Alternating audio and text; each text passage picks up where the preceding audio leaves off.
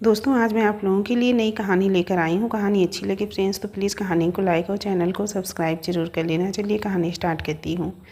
कोई अर्जेंट काम है मुझसे। हिमेश के गेट पुश करके कैबिन में दाखिल होते ही अंदर बैठे अमन ने उसकी ओर एक सवाल दाग दिया। यस सर, हिमेश ने बेनम्र लहजे में जवाब दिया। आओ बैठो। थैंक्स कहकर हिमेश अमन के सामने पड़ी चेयर अपनी सुविधा अनुसार एडजस्ट करके उस पर बैठ गया। क्या बात है हिमेश, तुम अपनी बात स्टार्ट करने में इतनी देर क्यों लगा रहे हो? देखो, तुम्हें हमारी कंपनी से लोन वगैरह की ज़रूरत भी होगी, तो भी तुम्हें अपनी बात कहने के लिए झिझकने की ज़रूरत नहीं है। कंपनी के रूल्स के अकॉर्डिंग तुम्हें जो भी हेल्प दी जा सकती है दिला दूंगा। अमन की हितेश को अपनी बात कहने का भरपूर मौका देने के बाद भी कुछ नहीं कहा तो अमन ने उसके चेहरे पर नज़र आ रही झिझक दूर करने का प्रयास किया ताकि वो बेफिक्र होकर अपनी बात कह सके। सर, आप जो समझ रहे हैं मैं ऐसी कोई बात कहने नहीं आया हूँ। एक्चुअली मैं आपसे आपकी पर्सनल लाइफ से जुड़ा कुछ इन्फॉर्मेशन देने आया हूँ, इसीलिए मुझे अपनी बात स्टार्ट करने में परेशानी हो रही है। ऐसा है तो तुम्हें कुछ कहने की ज़रूरत नहीं है, क्योंकि मैं जानता हूँ तुम मुझे कौन सी इन्फॉर्मेशन देने आए हो। इट मीन्स आप जानते हैं कि आपकी वाइफ। हाँ, पर ऐसी कोई बात नहीं है। जैसा तुम समझ रहे हो, वो जिस लड़के के साथ अक्सर रेस्टोरेंट, शॉपिंग मॉल्स, पार्क वगैरह में नज़र आती है, वो सिर्फ डिम्पल का अच्छा दोस्त है।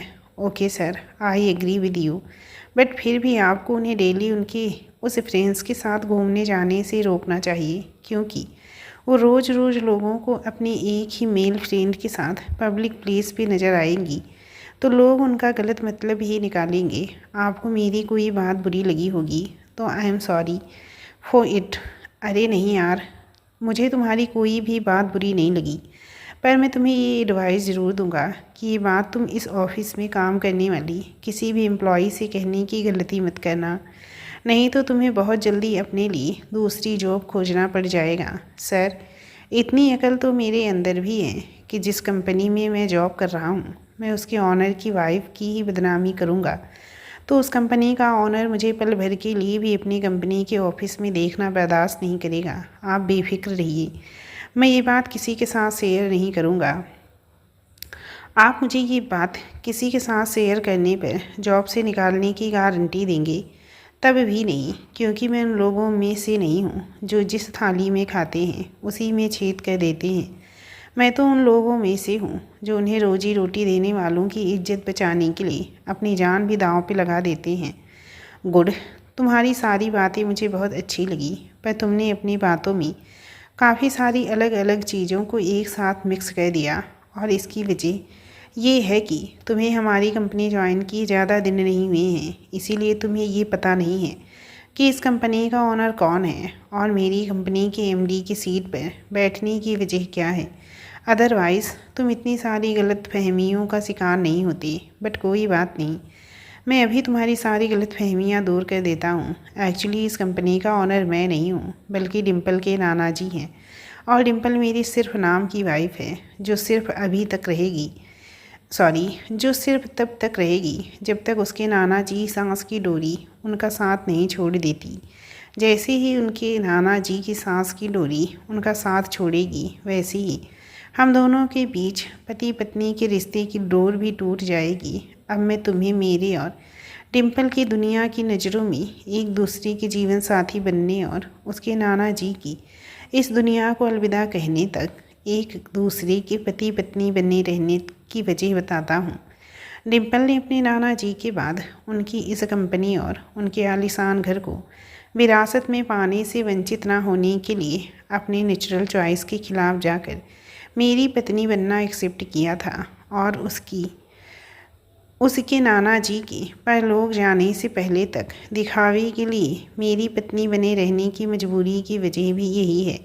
जबकि मैंने इस कंपनी के लोन के बोझ के नीचे दबे होने की वजह से डिम्पल से मुझे कभी हस्बैंड का राइट ना मिल पाने की बात जानने के बाद भी उसे अपने लाइफ पार्टनर बनाना एक्सेप्ट किया, और मेरा डिम्पल के नाना जी की एक्सपायर होने से पहले तक उसे अपनी पत्नी बनाकर रखने की वजह भी मेरा इस कंपनी से लिया हुआ लोन ही है, जिसके पर मंथ मेरी सैलरी का 90% हिस्सा कटवाने पर भी डिम्पल के नाना जी की सांसें खत्म हो जाने से पहले ख़त्म होने की पॉसिबिलिटी नहीं है।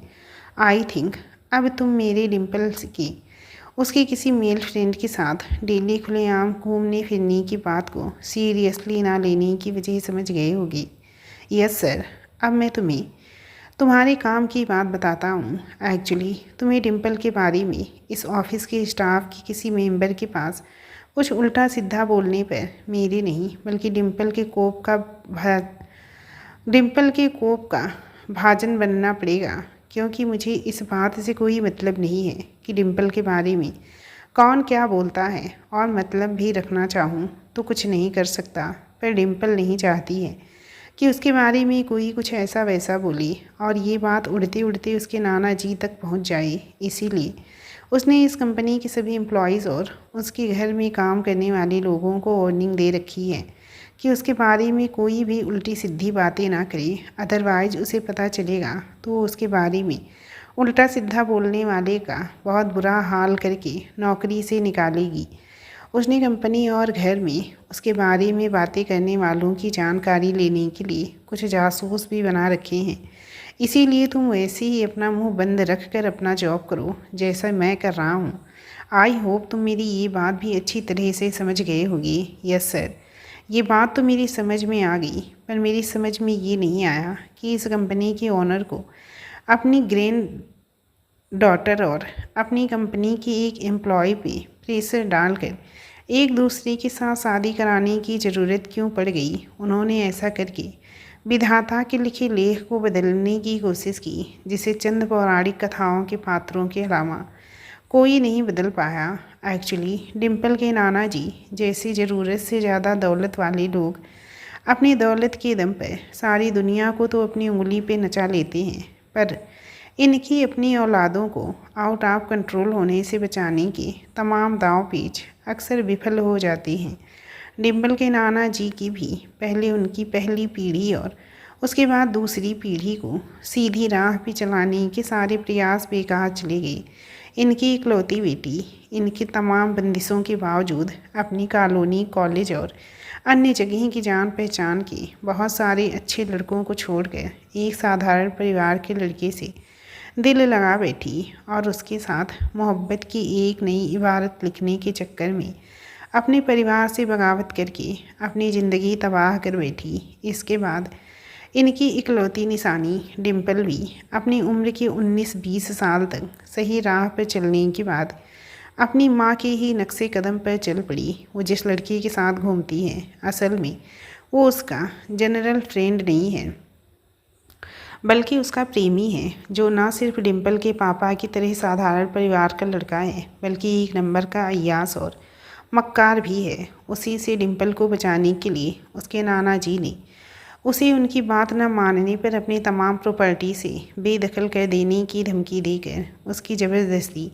मेरे साथ शादी करवाई और इसी धमकी को बार बार रिपीट करके उसे मेरी पत्नी बनकर रहने के लिए मजबूर कर रहे हैं। पर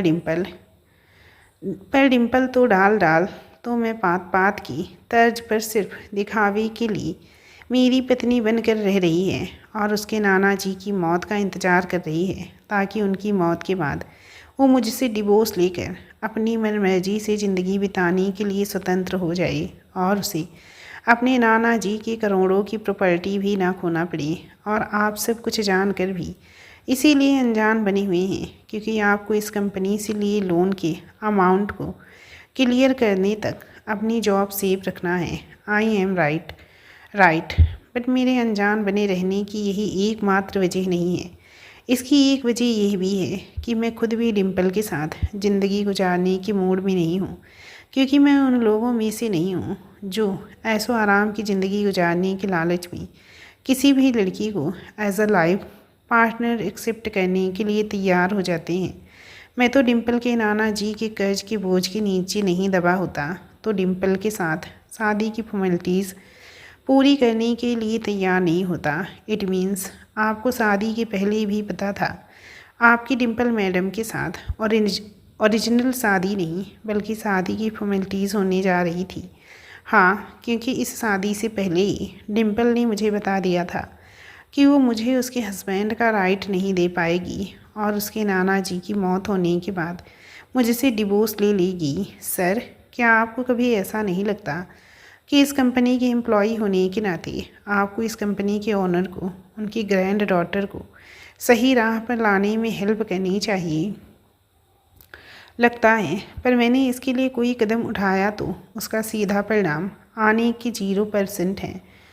उल्टा परिणाम आने के 100% चांसेस हैं, क्योंकि मेरे पास डिम्पल को सही राह पर लाने का एकमात्र रास्ता ये है कि मैं उसके नाना जी को सारी हकीकत सच सच बता दूं, और इसका परिणाम ये होगा कि डिम्पल के नाना जी उसे अपनी जायदाद से बेदखल करने की धमकी देकर उस पर मेरे साथ हस्बैंड वाइफ का एक्चुअल रिलेशन बनाने के लिए प्रेशर डालेंगे, जिससे बचने के लिए डिम्पल अपने प्रेमी के साथ मिलकर या तो उसके नाना जी को अपने रास्ते से हटा देगी या फिर उनके सामने सरेंडर कर देगी, और इन दोनों ही सिचुएशन में नुकसान मुझे ही उठाना पड़ेगा।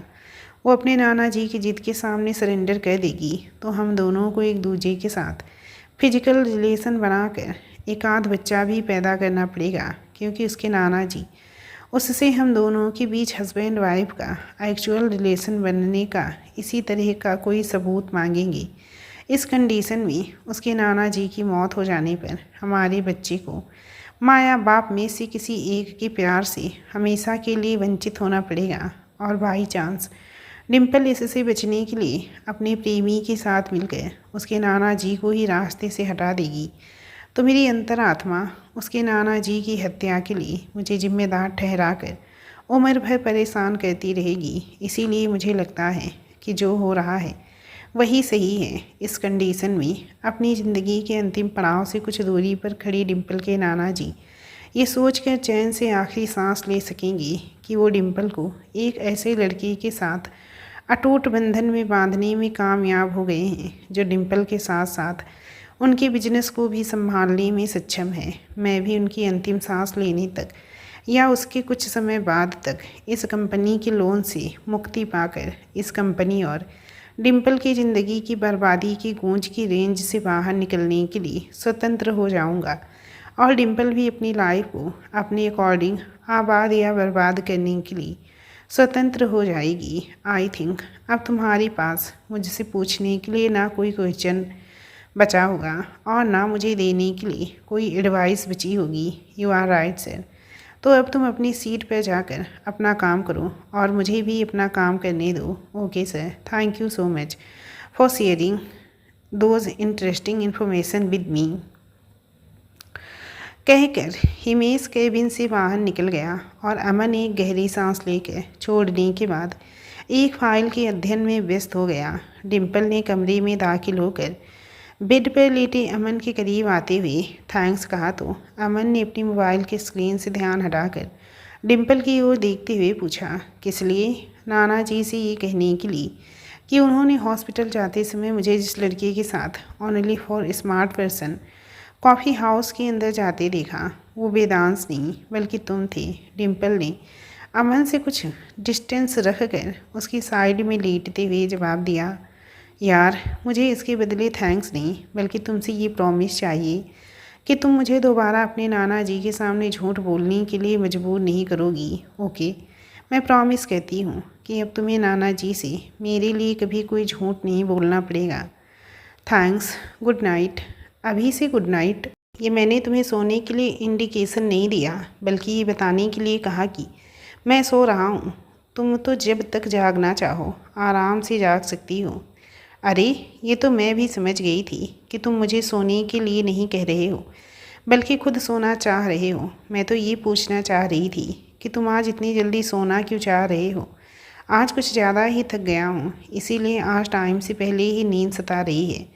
क्या अब मैं सो सकता हूँ? ओके, सो जाओ, बट जितनी जल्दी हो सके। ये कभी भी लुढ़क जाने की हैबिट चेंज कर लो, बिकॉज मुझसे डिवोर्स लेने के बाद तुम जिस किसी से भी शादी करोगे वो तुम्हारी ये हैबिट बर्दाश्त नहीं करेगी। Thanks for advice. तुम्हारे लिए मेरे पास एक और एडवाइस है, बट तुम्हें लिमिट से ज़्यादा नींद आ रही है तो कल दे दूँगी। नहीं, वो आज भी दे ही दो। ओके, मैं ये कहना चाह रही थी कि तुम या तो इंटरेस्टिंग बातें करना सीख लो या फिर शादी करने का ख्याल दिल से निकाल दो। ओके, अब तुम भी मेरी एक एडवाइस पर गौर करो। बताओ, तुम एक बार देवांश का टेस्ट लेकर देख लो कि वो तुमसे प्यार करता है या तुम्हारे नाना जी की मौत के बाद तुम्हें मिलने वाली दौलत से। मैं ये कहकर एक बार ऑलरेडी उसका टेस्ट ले चुकी हूँ कि मैं अपने नाना जी की दौलत का मोह छोड़कर उसका हाथ थामने आ रही हूँ, और फिर उसने मुझे इसका जो जवाब दिया उसे सुनकर मुझे पूरा यकीन हो गया कि वो सिर्फ मुझसे प्यार करता है। जानते हो उसने मेरी इस बात का जवाब क्या दिया? जानता तो नहीं हूँ, पर मैं ये आसानी से अनुमान लगा सकता हूँ कि उसने क्या जवाब दिया होगा। गुड, अब क्या कहना है तुम्हारा? यही कि तुम्हारी आंखें भी तुम्हारी माँ की तरह अपनी ज़िंदगी बर्बाद करने के बाद ही खुलेंगी। यार थोड़ा क्लियरली बोलो ना, मुझे तुम्हारा ये लास्ट वाला रिप्लाई बिल्कुल भी समझ नहीं आया। नो प्रॉब्लम, कल समझा दूँगा, बाय। यार इस बंदे का कुछ नहीं हो सकता। पता नहीं जिस लड़की की तकदीर में इस मूडी इंसान का साथ लिखा होगा, वो बेचारी इसके साथ खुद को कैसे एडजस्ट करेगी। अमन की आंखें बंद कर लेने के बाद डिम्पल बुरा सा मुंह बनाकर खुद से ये बात कहकर अपने मोबाइल में खो गई। अच्छा सर, अब मुझे जाने की अनुमति दीजिए। अरविंद ने विजयकांत के दोनों घुटनों को छूकर चरण स्पर्श करने की औपचारिकता पूरी करते हुए जाने की इजाज़त मांगी। अरे चाय कॉफ़ी वगैरह कुछ तो ले लो। उनकी बात पर विजयकांत की दी गई प्रतिक्रिया से भी यही लगा कि वो भी मात्र शिष्टाचार की औपचारिकता ही पूरी कर रहे हैं। नहीं सर, आप सिर्फ मेरे सिर पर अपना हाथ रख दीजिए।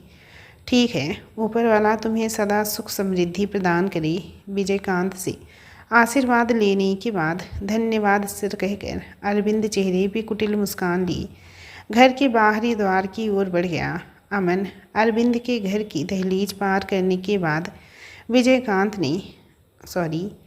अमन अरविंद के घर की दहलीज पार करने के बाद विजयकांत ने घर के फर्स्ट फ्लोर की एक कमरे की ओर देखते हुए आवाज़ दी तो कुछ पलों के बाद उस कमरे के गेट से अमन बाहर निकला और फिर डिम्पल भी बाहर निकल कर आ गई। जी नाना जी।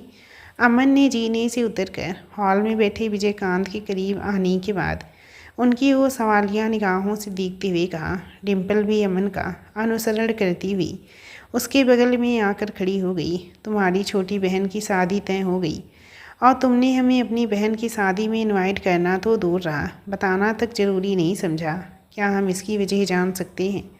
विजयकांत द्वारा जाहिर की गई नाराज़गी और उनके सवाल से सामना होते ही अमन के चेहरे पे पल भर के लिए तनाव की चिन्ह नजर आए, लेकिन उसके बाद उसका चेहरा पूर्ववत भावहीन हो गया। I am so sorry for it, but आपको इसके बारे में नहीं बताने का ऐसा कोई रीज़न नहीं है जैसा आप समझ रहे हैं। एक्चुअली 3 दिन पहले ही मेरी सिस्टर का रिश्ता तय हुआ और इन 3 दिनों में मैं हमारी कंपनी की एक सीरियस प्रॉब्लम में इतना ज़्यादा उलझा रहा कि मुझे ये बात आपको बताना याद ही नहीं रहा। पर मैं आज डिनर टाइम में आपको इसके बारे में बताने ही वाला था और अपनी सिस्टर की मैरिज सेरेमनी में शामिल होने के लिए आपको इनवाइट भी करने वाला था। आपको मेरी बात पर यकीन नहीं हो रही है तो आप डिम्पल से पूछ लीजिए। मैंने थोड़ी देर पहले ही उसे इन बातों के बारे में मुझे याद दिलाने के लिए कहा था। नाना जी, अमन सही बोल रहा है। उसने अभी 2 मिनट पहले ही मुझसे कहा था कि ठीक है, हमने मान लिया कि ये सही बोल रहा है। अब तुम दोनों इस बात पर सफाई देना बंद करो और हमें ये बताओ कि तुम दोनों इस कार्यक्रम में शामिल होने के लिए कब निकल रहे हो? 23 तारीख को जवाब अमन ने दिया। दिमाग ख़राब हो गया है तुम्हारा? अरे ये तुम्हारी बहन की शादी का कार्यक्रम है, तुम्हारे किसी दूर के रिश्तेदार की लड़की की शादी का कार्यक्रम नहीं है कि तुम शादी के 2 दिन पहले उनके घर जाओगी तो वो लोग नाराज़ होने की जगह खुश हो जाएंगे। तुम दोनों आज ही अपनी ज़रूरत का सामान पैक करो और कल सुबह ही निकल जाओ। अरे नाना जी, मगर मैं 20-22 दिन के लिए ऑफिस छोड़ दूँगा तो हमारे बिजनेस में कोई मेजर प्रॉब्लम क्रिएट हो सकती है, क्योंकि हमारी कंपनी में ऐसा कोई रिस्पॉन्सिबल बंदा नहीं है जो 20-22 दिनों के लिए मेरी ड्यूटी को संभाल सके। तुम्हारी बात बिल्कुल सही है, पर इस समस्या का हल भी हमने सोच लिया है। तुम्हारी गैर हाजिरी में हम उसी तरह अरविंद की मदद से तुम्हारी जिम्मेदारियां संभाल लेंगे जैसे 8-9 माह पहले अपनी जगह तुम्हें कंपनी का एमडी बनाने से पहले तुम्हारी मदद से संभाल रहे थे। अरे पर उस समय आपकी हेल्थ प्रॉब्लम इतनी ज़्यादा सीरियस नहीं थी। इस समय आपको कंप्लीट रेस्ट की ज़रूरत है। इसीलिए अब आपको ऑफिस जाकर कंपनी के कारोबार की टेंशन लेने का रिस्क नहीं लेना चाहिए। अमन, अभी तुम इतने भी ज़्यादा अनुभवी नहीं हुए हो कि हमें सलाह दे सको। इसीलिए तुम अपनी सलाह अपने पास रखो और हम जो कह रहे हैं वो करो। ठीक है, पर क्या आप मेरी सिस्टर को आशीर्वाद देने? नहीं, हम नहीं आ पाएंगे क्योंकि हम इतना लंबा सफ़र कर पाने की स्थिति में नहीं हैं। अब तुम लोग अपने कमरे में जाओ और कल के लिए सारी पैकिंग करके डिनर टाइम तक वापस आ जाओ। और सुनो, ये तुम्हारी सिस्टर की शादी के कार्ड भी ले जाओ।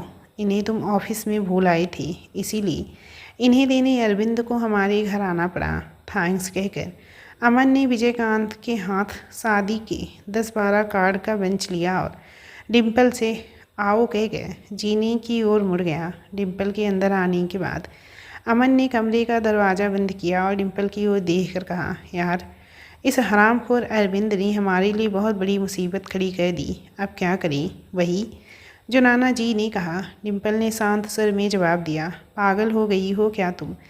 मैं तुम्हें मेरे घर लेकर जाऊंगा तो मेरी फैमिली के लोग और सारे रिलेटिव्स को बताना पड़ेगा कि मैं उनकी परमिशन लिए बिना तुम्हारे साथ शादी कर चुका हूँ। और ये जानकर उन्हें काफ़ी बड़ा शौक़ लगेगा, पर बात सिर्फ उन लोगों को यही एक शौक़ देने की होती तो मैं इसके लिए तैयार भी हो जाता। बट इसके बाद जब हम डिवोर्स लेंगे तब भी उन्हें इसके बारे में बताकर लगभग इतना ही बड़ा एक और शौक़ देना पड़ेगा। इसीलिए मैं तुम्हें अपने साथ लेकर जाने के बारे में सोच भी नहीं सकता हूँ।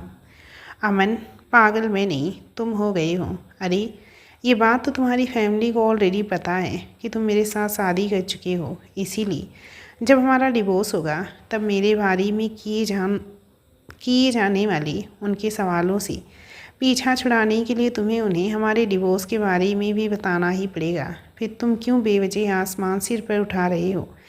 जैसा हम लोग यहाँ एक साथ रहकर 8-9 महीने से एक दूसरे के हस्बैंड वाइफ होने की एक्टिंग कर रहे हैं, वैसे ही 20-22 दिन तुम्हारे घर रहकर कर लेंगे। अब बताओ, तुम बेवजह परेशान हो रहे हो या नहीं?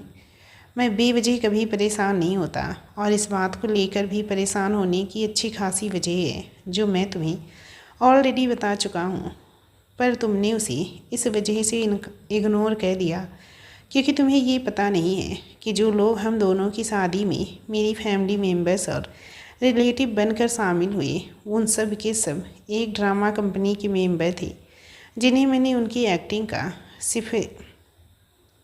सफिशिएंट चार्ज देकर बुलाया था। वाट यार, तुम्हें हिंदी ठीक से समझ नहीं आती है क्या? ऐसा किसने कहा तुमसे? किसी ने नहीं। तुम्हें हिंदी में समझाई गई मेरी बात समझ नहीं आई, इसीलिए मुझे ही ऐसा लगा।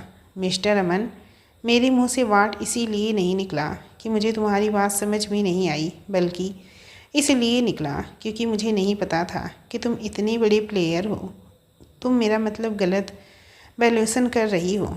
जैसा तुम समझ रही हो मैं उस तरह का ना कोई बड़ा प्लेयर हूँ ना कोई छोटा मोटा प्लेयर हूँ। मैंने सिर्फ अपनी फैमिली को एक के बाद एक लगातार 2 बड़े भावनात्मक आघात लगने से बचाने के लिए उन्हें हम दोनों की शादी के बारे में ना बताया और ना बुलाया। और मैंने उन ड्रामा कंपनी के मेंबर्स को मेरे मम्मी पापा भाई बहन चाचा चाची बुआ पप्पा वगैरह वगैरह बनाकर इसीलिए बुलाया क्योंकि तुम्हारे नाना जी मेरी फैमिली मेंबर्स और रिलेटिव्स को बुलाए बिना हम दोनों की शादी करवाने के लिए तैयार नहीं थे।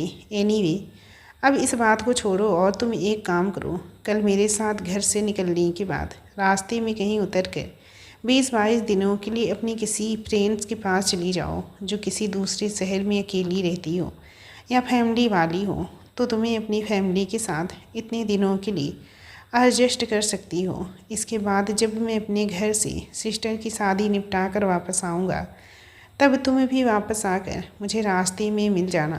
तुम्हारे नाना जी तो मेरी सिस्टर की शादी में आ नहीं रहे हैं, इसीलिए उन्हें ये पता नहीं चलेगा कि तुम इतने दिनों तक मेरे साथ मेरे घर नहीं बल्कि कहीं और रही। क्या तुम मेरी फैमिली को इमोशनली हर्ट होने से बचाने के लिए ये कर सकती हो? Sure, thanks. अब पैकिंग स्टार्ट करें? वो तो करना ही पड़ेगा क्योंकि इस घर में रहने वालों को इस घर के बिग बॉस के ऑर्डर को इग्नोर करने की परमिशन नहीं है, कहकर अमन कमरे में पड़े एक बड़े बैग की ओर बढ़ गया। हेलो, शॉपिंग हो गई तुम्हारी? रेलवे स्टेशन पे खड़ी डिम्पल के अपने मोबाइल पे आई कॉल रिसीव करते ही अमन का ये सवाल उसके कानों में पड़ा तो एकदम से चौंक उठी। तुम शायद ट्रेन को बाय मिस्टेक शॉपिंग बोल रहे हो। पल भर सोचने के बाद उसने जवाब में कहा, हाँ, पर बाय मिस्टेक नहीं, जानबूझकर। अब तुम बिना कोई क्वेश्चन किए जल्दी से शॉपिंग मॉल के बाहर निकलो। मैं 5 मिनट में उस शॉपिंग मॉल के सामने पहुंच रहा हूं जहां मैंने तुम्हें छोड़ा था, कहकर दूसरी ओर से कॉल डिस्कनेक्ट कर दिया गया। जिसके बाद डिम्पल कुछ पलों तक उलझन भरी निगाहों से बेवजह अपने मोबाइल की स्क्रीन को घूरती रही और फिर अपना ट्रॉली बैग लेकर ब्रिज की ओर चल पड़ी। लगभग 5 मिनट बाद जब वो रेलवे स्टेशन से बाहर निकली तो अमन उसे स्टेशन की पार्किंग में आकर रुका और एक 4 सीटर कार से उतरता हुआ नजर आया। क्या हुआ? मुझे वापस क्यों बुला लिया? डिम्पल ने अमन के करीब पहुंचकर हैरान परेशान सुर में सवाल किया। तुम्हारे नाना जी ने मेरे पीछे एक बला चिपका दी है, इसीलिए। अमन ने मायूस स्वर में जवाब दिया। मतलब? मैं तुम्हें यहाँ ड्रॉप करके थोड़ा आगे बढ़ा था, तभी तुम्हारे नाना जी ने मुझे कॉल करके घर वापस बुला लिया और मेरी बहन के लिए उनकी ओर से एज अ मैरिज गिफ्ट एक गोल्ड चैन देने के साथ ही तुम्हारे घर के नौकर दीनदयाल को भी शादी में हेल्प करने के लिए जबरन मेरे साथ भेज दिया। ओह, यानी अब मुझे अपने साथ ले जाने के अलावा तुम्हारे पास और कोई ऑप्शन नहीं बचा? हाँ यार, उन्होंने मेरे साथ दीनदयाल की जगह किसी और को भेजा होता तो उसे हम मैनेज कर सकते थे, पर ये बंदा तुम्हारे नाना जी का इतना ज़्यादा वफादार है कि हम उसे कुछ भी करके मैनेज नहीं कर पाएंगे। तुम्हारी गोसिंग बिल्कुल करेक्ट है। तुम्हारी गेसिंग बिल्कुल करेक्ट है। वो किसी कीमत पर मेरे नाना जी से झूठ नहीं बोलेगा और किसी भी तरह की बात को कम से कम 10-12 लोगों के साथ शेयर करने की अपनी ख़ानदानी आदत भी नहीं छोड़ पाएगा। बाय द वे, वो अभी है कहाँ? उसे मैंने तुम्हें कॉल करने के बाद एक सामान खरीदने का काम थमाकर रास्ते में उतार दिया ताकि वो ये ना जान पाए कि तुम किसी शॉपिंग मॉल में शॉपिंग नहीं कर रही थी बल्कि कहीं जाने के लिए रेलवे स्टेशन पर ट्रेन का इंतज़ार कर रही थी। लाओ, अब जल्दी से अपना बैग मुझे दो और गाड़ी में बैठो। हमें जल्दी से उसके पास पहुंचना पड़ेगा, अदरवाइज़ वो पट्ठा हमें खोजता हुआ कहीं दूर निकल जाएगा और हमें घंटों तक उसे ही खोजना पड़ेगा, कहकर अमन ने डिम्पल से उसका बैग ले लिया। दोस्तों, इस कहानी के इस चैप्टर का एंड यहीं पे कहती हूँ। कहानी अगर आप लोग आगे भी सुनना चाहते हैं तो प्लीज़ हमें कमेंट करके ज़रूर बताना। चलिए फिर मिलती हूँ कहानी के नेक्स्ट चैप्टर के साथ। अगर आप लोगों को ये कहानी पसंद आई हो तो प्लीज़ कहानी को लाइक और चैनल को सब्सक्राइब ज़रूर कर लेना फ्रेंड्स।